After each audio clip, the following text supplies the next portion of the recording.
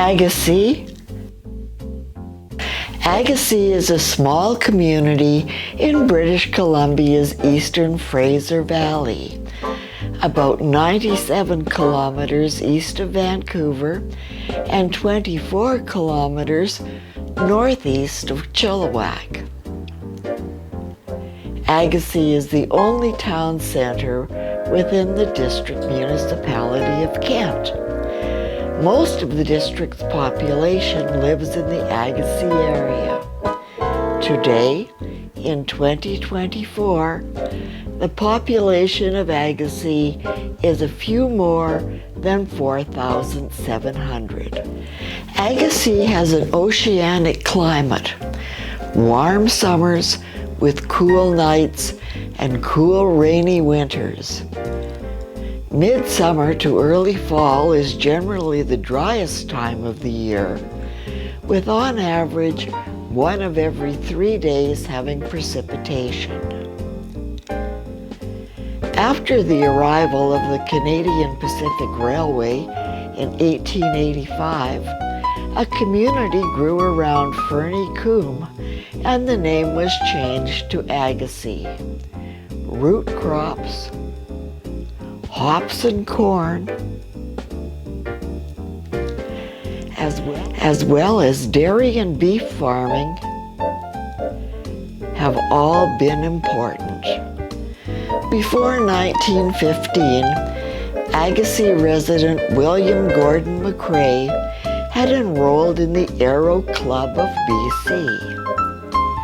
McCrae received instruction from Billy Stark in his Curtis pusher. McCrae finished his training with the Royal Flying Corps in Ontario.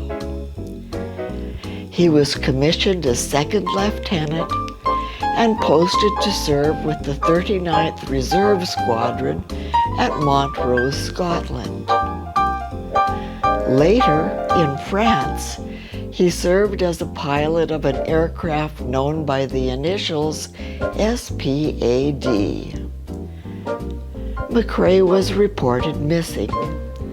It is believed that in an encounter with an enemy fighter, the aircraft collided. Both aircraft crashed, killing their pilots. Here is a Hamilton biplane of the British Columbia Aviation School. It landed at the Dominion Experimental Farm at Æɡəsi in 1916. Sometime between 1920 and 24, a Curtis JN-4 Jenny landed at the experimental farm. In mid-October 1920, a Canadian Air Force DH-9A, under the command of Captain George A. Thompson, who was known as Tommy, landed at the experimental farm. Thompson had left Merritt that morning with Lieutenant Colonel Arthur K. Tylee. Tylee was Air Officer commanding the Canadian Air Force. They were on the final leg of the first Trans-Canada flight, which had left Halifax about 3 weeks earlier. The flight's arrival had been preceded by a visit by a Captain J.E. Drummond of the Air Board. Drummond had arranged to mark the alighting area and have drums of gasoline and oil on hand for the arrival of this historic flight. After a short delay to refuel, Thompson and Tylee departed for Vancouver in heavy rain with a low ceiling. Boston Bar. Boston Bar is a community in the Fraser Canyon of British Columbia. The distance between Vancouver and Boston Bar by road is about 216 kilometers. The name dates from the time of the Fraser Canyon Gold Rush from 1858 until 1861. A bar is a gold-bearing sandbar or sandy riverbank. The one slightly down the river and opposite today's town was populated heavily by Americans who were known in the area as Boston men or simply as Bostons. A settlement developed on the east bank of the river to the north of the confluence with the Anderson River. With the construction of the Canadian Northern Pacific Railway, this was later moved to the present site. The name Boston Bar originally referred to the other side of the river from today's town. It came into use for the present site after the original site was renamed North Bend by the Canadian Pacific Railway.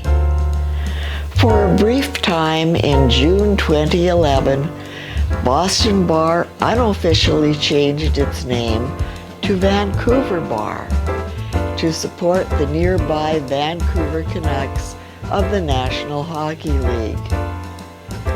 In the 2011 Stanley Cup Finals, the Vancouver Canucks took on the Boston Bruins. Still, the home team lost out to the Boston Bruins. Across the Fraser River is the small town of North Bend.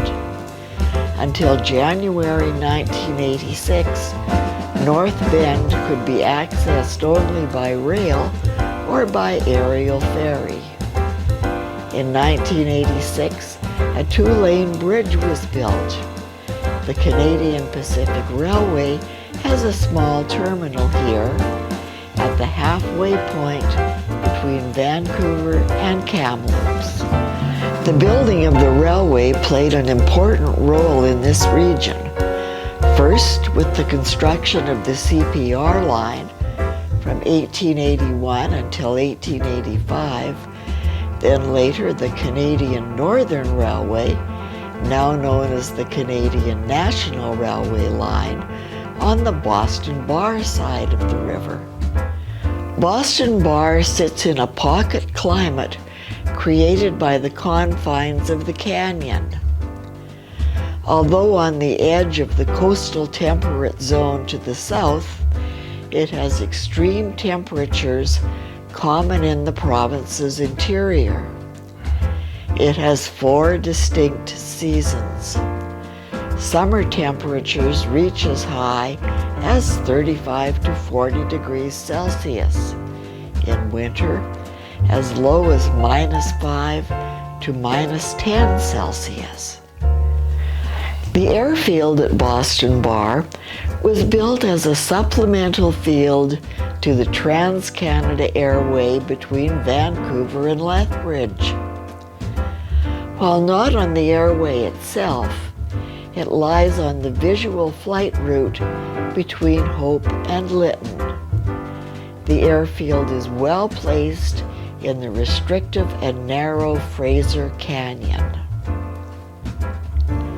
The site was located in 1930, but with the onset of the Depression, construction was not started until October 1933, when a work crew established a camp under the Unemployment Relief Scheme. Single men who would otherwise be unemployed used axes, picks and shovels, and wheelbarrows to construct this emergency use airfield. For 3 days in late January 1935, the camp was resupplied with food by air. A Canadian Vickers Vancouver RCAF number 906 was flown from the Jericho Beach Air Station at Vancouver by Sergeant Norval E. Small, who was known as Molly, and crewman William Cecil Atwood. It is uncertain whether the Vickers Vancouver landed in the Fraser River or on the lake west of Boston Bar, or possibly airdropped the provisions. The Controller of Civil Aviation, Department of Defense, visited the construction site in September 1934 while on a tour of all the relief camps on the Trans-Canada Airway. Although the first aircraft landed there in mid-May 1935, the field became operational by August. 3 months later, the relief camp was closed. The field was further maintained by the Civil Aviation Branch of the Department of National Defense and later the Department of Transport. The Boston Bar Airfield saw sporadic use, but was, and still is, a haven for aircraft unable to negotiate the Fraser Canyon due to deteriorating weather. RCAF pilot, Flight Lieutenant George Williamson, reported that during the Second World War, one of his squadron's Grumman Goose aircraft made a forced landing here. After repairs and fuel reduced to a minimum, the Grumman Goose was flown out.